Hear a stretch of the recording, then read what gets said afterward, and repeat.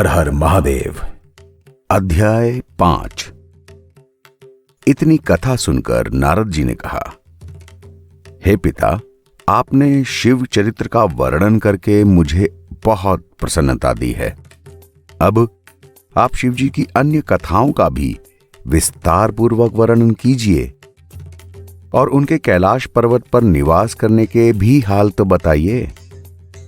ब्रह्मा जी बोले, हे नारद, कैलाश पर्वत पर पहुंचकर शिव जी ने सती जी का स्मरण किया और वीरभद्र आदि गणों के सम्मुख सती जी की महिमा का विविध तरह से वर्णन किया।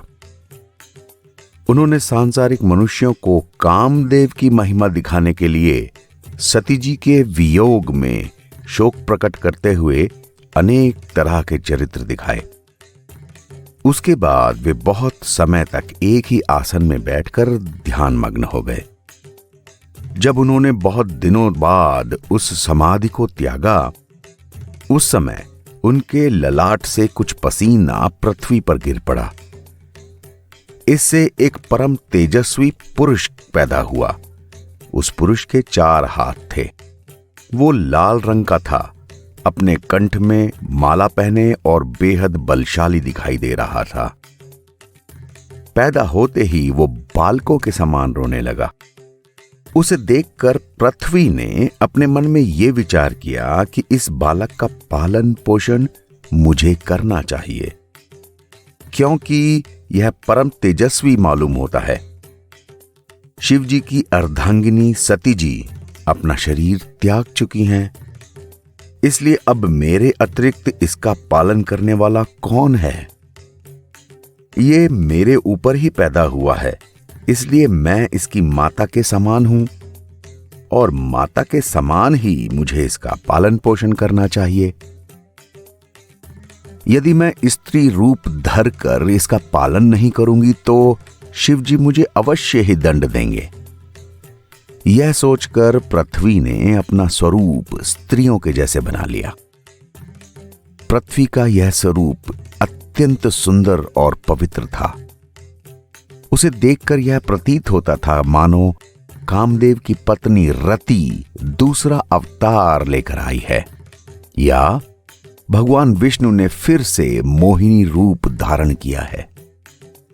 ऐसा सुंदर स्वरूप बनाकर पृथ्वी उस बालक के समीप जा पहुंची और उसे अपनी गोद में उठा लिया।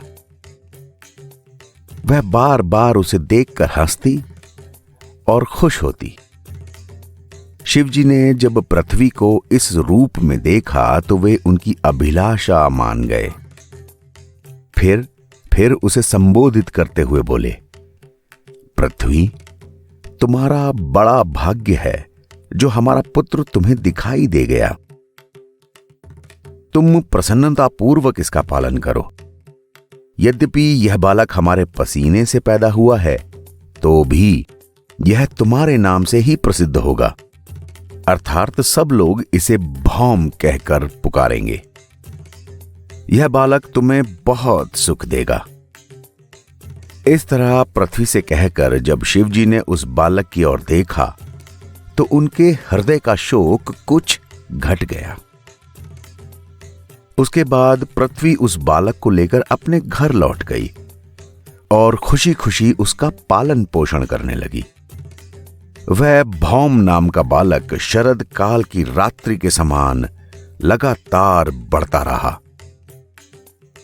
जब वो बड़ा हो गया तो शिवजी का पूजन करने के लिए मधुबन में जा पहुंचा और बहुत भक्ति से शिव जी की पूजा करने लगा। उसने ग्रीष्म ऋतु में अग्नि सुलगाकर और शीत ऋतु में जल में बैठकर शिव जी की पूजा की। 3 करोड़ शिवलिंगों की स्थापना करके उसने श्रेष्ठ व्रत और नियमों द्वारा उनका पूजन किया। इस प्रकार कठिन तपस्या करने के बाद जब वो एक स्थान पर निश्चिंत होकर बैठा, उस समय शिवजी बेहद प्रसन्न होकर उसके सामने प्रकट हो गए। शिवजी के दर्शन प्राप्त करके भौम ने सर्वप्रथम अत्यंत कठिन शब्दावली में रचित उनकी प्रार्थना की। उसके बाद कहा, हे प्रभु, मैं खुद आपसे कुछ नहीं मांगता, आप मेरे लिए जो भी उचित समझें वो आज्ञा दें। ये सुनकर शिवजी अत्यंत प्रसन्न हुए और बोले, हे भौम, तुम्हारी बुद्धि को धन्य है। तुम मेरी आराधना द्वारा भक्तिपद को वैसे ही प्राप्त कर चुके हो। अब मेरी कृपा से तुम पवित्र मंगल ग्रह के रूप में प्रसिद्ध होगे और तुम्हारा स्थान सूर्य लोक में भी ऊपर होगा। तुम्हें सब तरह के आनंद और प्रसन्नता की प्राप्ति होगी। इतना कहकर शिवजी अंतर्ध्यान हो गए। तब भौम भी अपने लोक को जाकर परिवार समेत आनंद मनाने लगा। हे नारद, शिवजी के इस पवित्र चरित्र को सुनने या कहने से धन, संतान और सुख मिलता है। सारे रोग नष्ट हो जाते हैं।